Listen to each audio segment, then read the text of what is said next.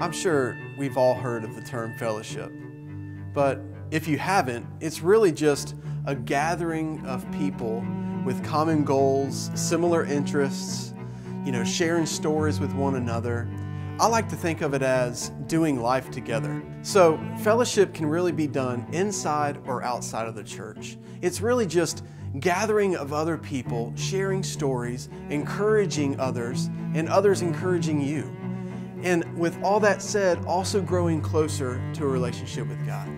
A great illustration in the Bible is the fellowship of believers, and that's in Acts 2:42.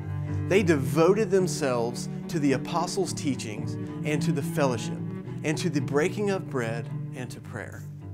Really, God wants us to grow closer to one another, but also grow closer to Him. So I encourage you to find people that you can connect with and do life together. That's fellowship.